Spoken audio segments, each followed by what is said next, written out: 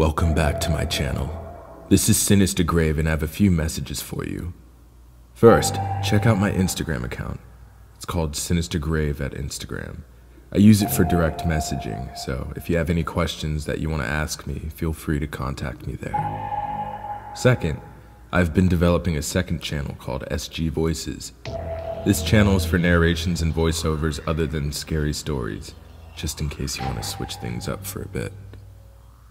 And finally, I have to be honest, I did not enjoy narrating the last story in this narration. It creeped me out more than any narration I have done before. So, with that being said, sit back, relax, and let this nightmare unfold.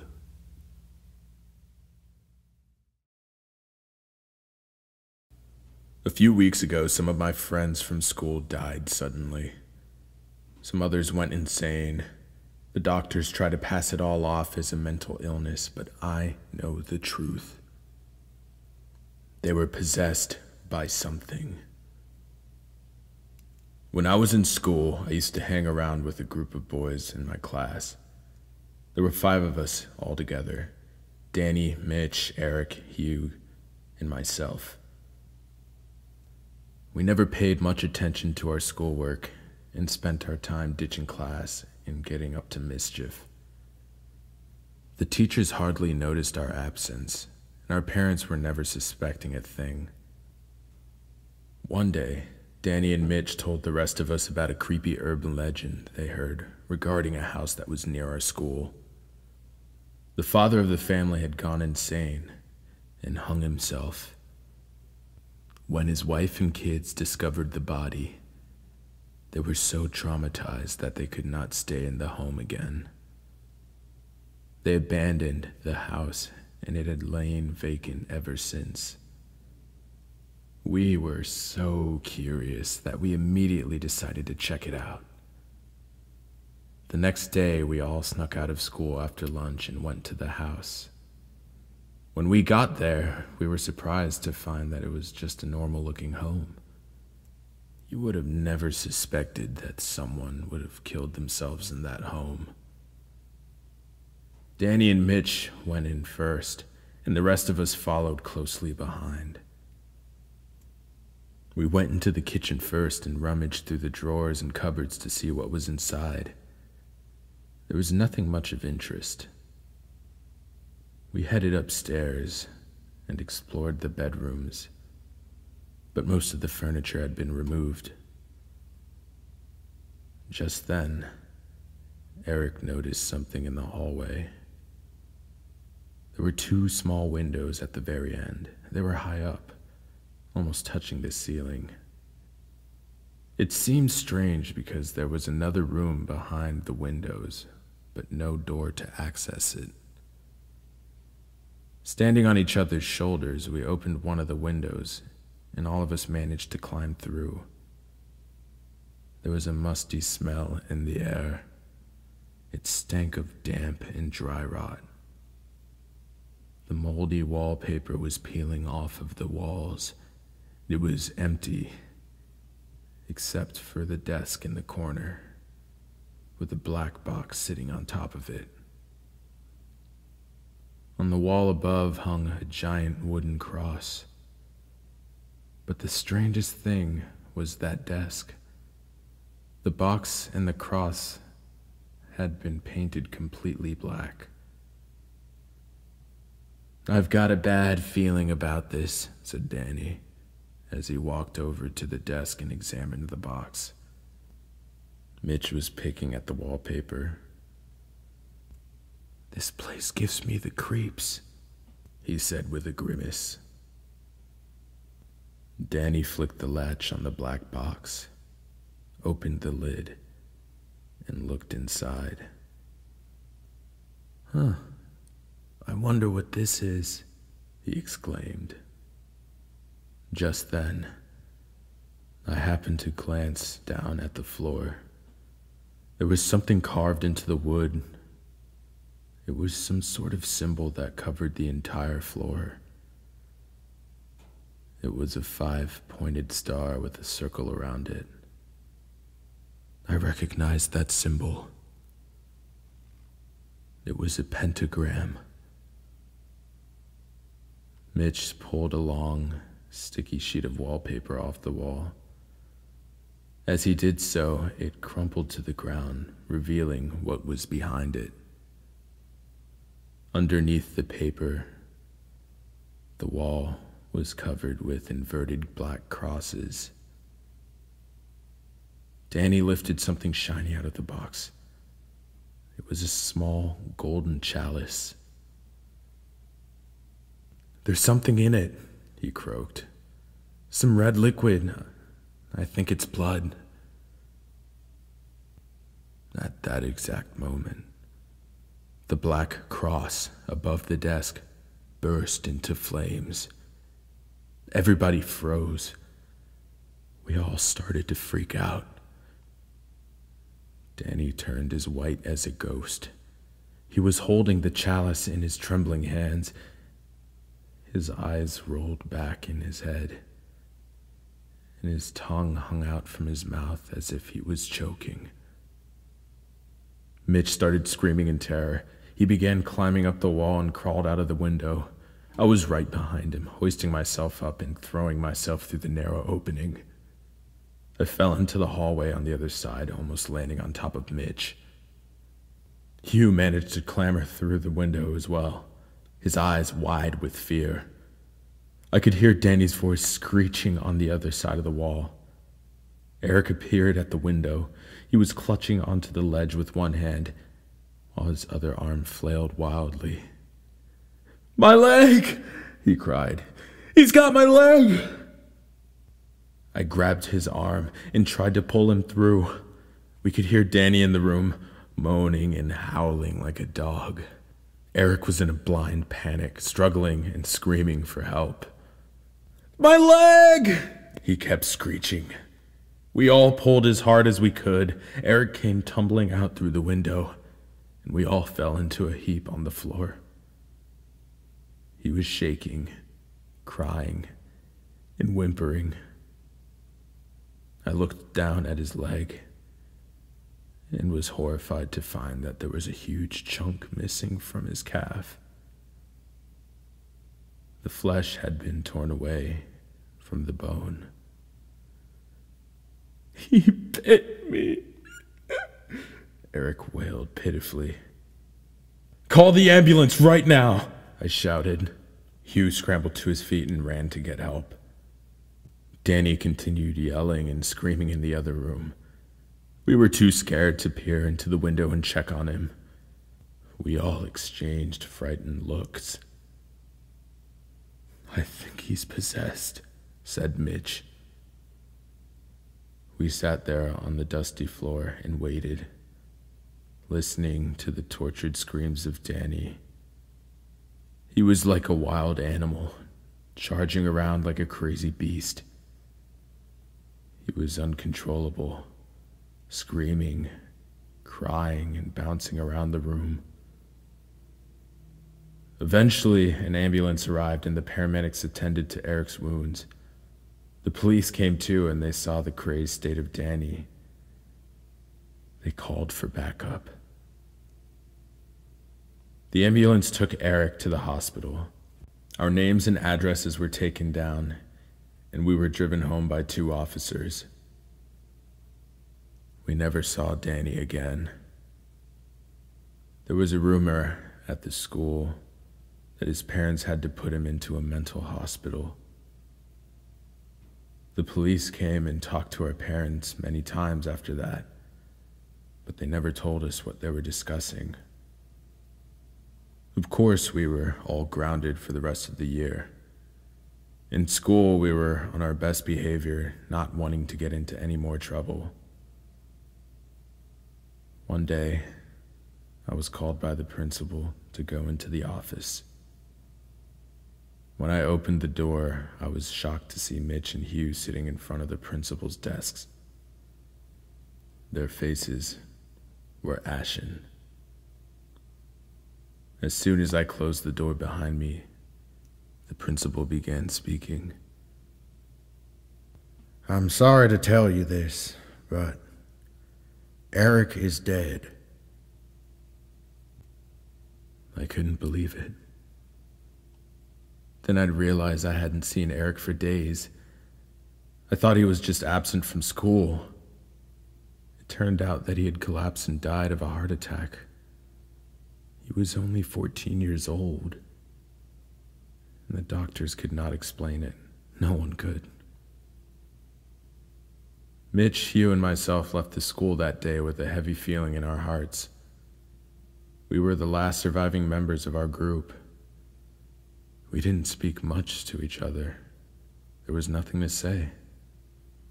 The haunted expressions on our faces spoke volumes. After that, we all sort of drifted apart. During the summer holidays, I happened to run into Mitch's sister at the mall. As soon as she set eyes on me, she broke down into tears. She told me that Mitch was dead, and Hugh has gone insane.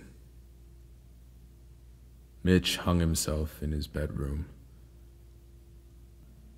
He told his parents that he was going to bed and locked the door. He was found with his head shaven. His hair had been glued piece by piece to the ceiling. His eyes and mouth had been sewn shut with a needle and thread. Hugh was found crawling down the street naked. He was laughing hysterically and grinning like a maniac. He couldn't close his eyes. When the paramedics sedated him and brought him to the hospital, they discovered that he had cut off his own eyelids. At that moment, I knew we were all cursed now. I was the only one left. A few days later, I was struck down by a mysterious illness. I had a fever and was confined to the bed. All I could do was lie there. I couldn't eat or drink anything. It felt as though something was squeezing my chest and crushing me, trying to turn me inside out. I was sure I was at death's door.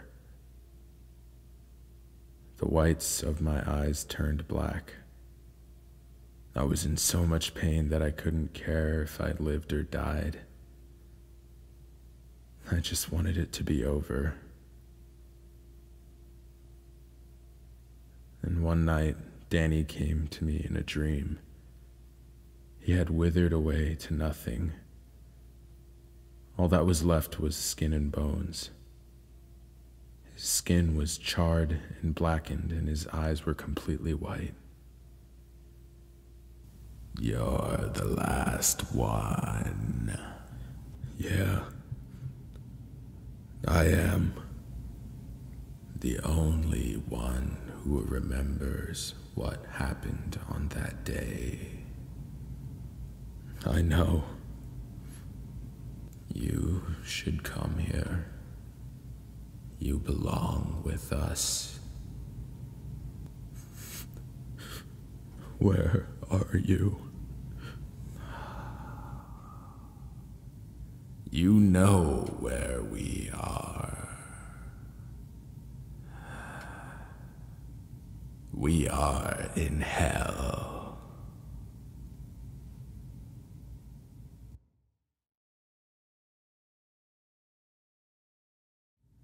Dear Jane, I have some very exciting news to share with you. I'm moving in with you. Aren't you excited, Jane? We'll be able to spend hours and hours together. It's going to be just perfect. But let me explain.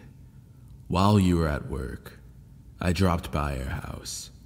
Opening the sliding door at the back was actually easier than I expected. It was so great to finally see everything from the inside. As I sat down in your bedroom, smelling your clothes, your sweet scent overwhelmed me. Looking through your drawers made me feel so much closer to you. Now I know all of your intimate secrets.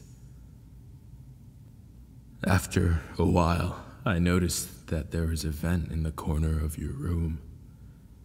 When I unscrewed the grill, I saw the ventilation shaft, and it was quite large. It was very cramped and hard to move around in, but I managed all right. This way, no one will know I'm here, and we get to spend all the time in the world together. Isn't it perfect? I made sure to bring my camera with me, of course. I've taught myself to be extremely patient. I can sit completely motionless for hours at a time, not moving a muscle. Then, you finally came home. I smiled the second I heard the door open and peered through the grill. There you were, my love. Of course, you took no notice of me. I tried to contain my excitement. It's funny how people always seem to sense when they're being watched. It can send some people into a panic. I could see that you were having trouble falling asleep, and you tossed and turned all night. At one point, you looked directly at the vent, and for one terrifying moment, I thought you might have seen me. When you finally drifted off into a peaceful slumber, I breathed a sigh of relief. Most people wouldn't understand the relationship we have, Jane. You love me, and I love you in return. I'm looking forward to spending every day with you now, Jane. Please, write back if you can. Dear Jane, I saw you wake up in the morning. I didn't sleep a wink the night before. You were just too enthralling. I spent the whole night watching you. I couldn't help it. Whenever I tried to tear my eyes off of you, they seemed to be drawn back. You look even more amazing when you're asleep. You'd be surprised how much you can learn about a person by watching them sleep. I was tempted to get out of the vent to get a better view, but I resisted the urge. You seem to spend a lot of time in your bathroom in the morning, putting on makeup. Why would you cover up your natural beauty like that? Don't you want the whole world to see what I see in you? When you left for work, I unscrewed the grill and came out of the vent. The first thing I did was to throw away your makeup. That stuff disgusts me. This way, everyone will see as you truly are. And after collecting some of the hairs from your hairbrush and some nail clippings from the trash, I took a look at your closet. You can only truly know a person by going through their stuff. And I found a photo album that contained pictures of you with other men. It disgusts me just to look at them, of course. I had to rip them up, each picture, and dispose of it. I'm the only one that can have you, Jane. No one else. That evening, I slid under your bed and waited for you to come home from work. When you finally arrived, you looked quite pale, and I noticed you went over to check the vent. It seemed that I will have to be more careful in the future. I lay there under your bed silently, waiting for you to fall asleep. I wanted to get closer to get a better look at you during the night. I had to wait for the hours to make sure that you were really asleep. Then I slowly slid out from under the bed. You looked absolutely stunning. Every curve of your body was perfect. I was in awe just looking at you. Your skin felt as soft as silk. I had to control myself, though. It looked as if you were about to wake up. So I quickly slid back under the bed, trying to be as quiet as possible. You got out of bed and looked around. I could sense your fear. But don't worry, Jane. I'll protect you. No one will ever touch you but me. I would kill for you, Jane. I would die for you, too. I'm going to leave this letter on your desk tomorrow. That way, I can be sure you will get it. Dear Jane, today while you were at work, I spent some time working on a little surprise for you. I left it under your pillow. I put a lot of work into it, and I just know that you are going to love it. When you got home and found my letter on your desk, I smiled as you opened it, waiting to see your reaction.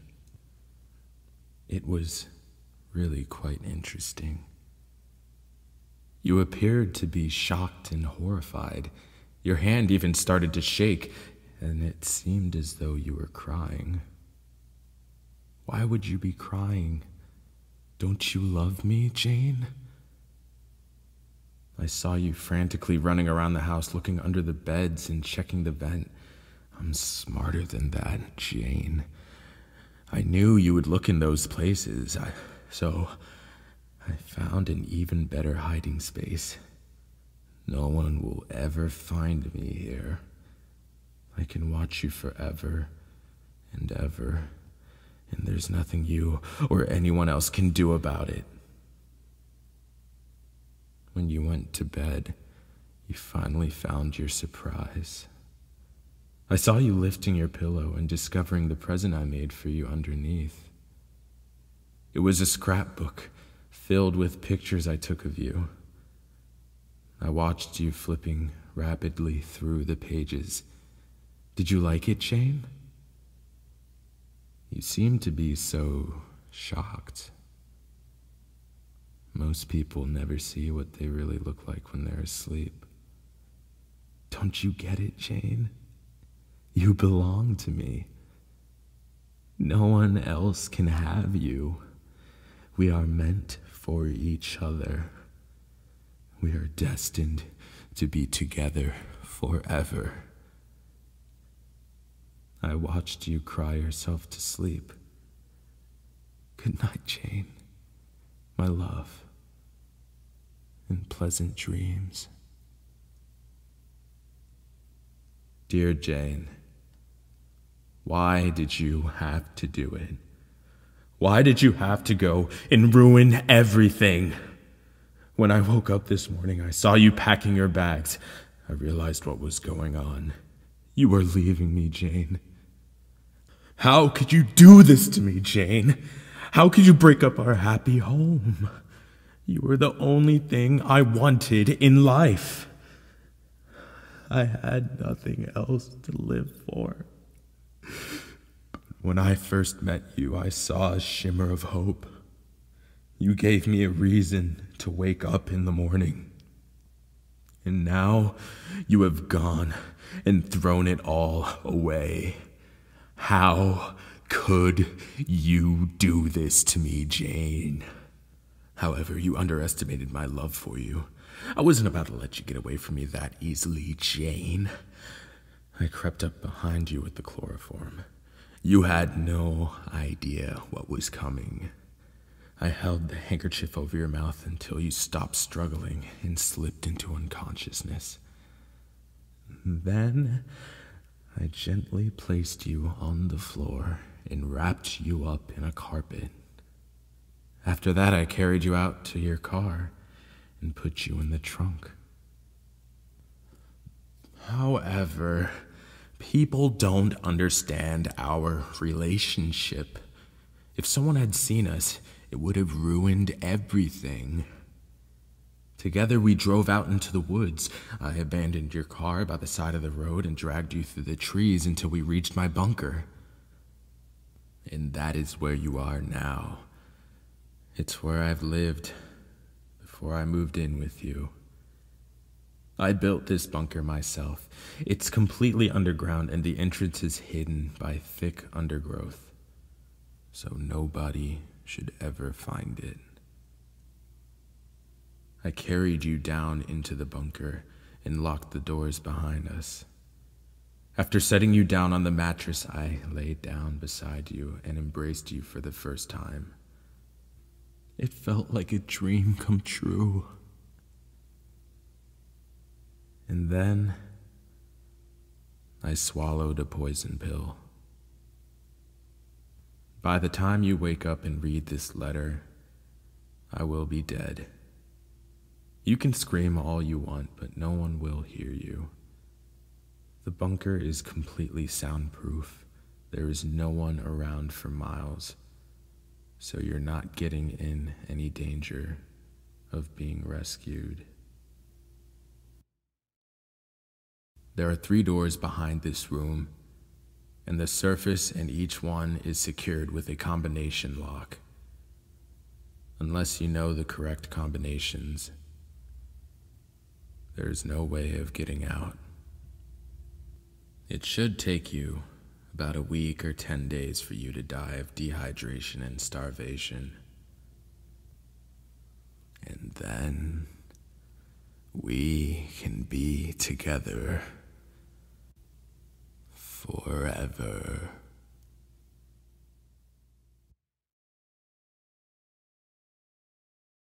Like and subscribe to my channel, and thank you for watching.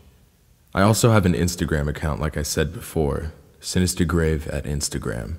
You can send me any message you want, or if you have any questions about my channel or future work, you can contact me there. Also, I have another channel called SG Voices. Feel free to view my content there, but I assure you, it's not as scary as what's on this channel. I will be posting more videos up this week, so stay tuned.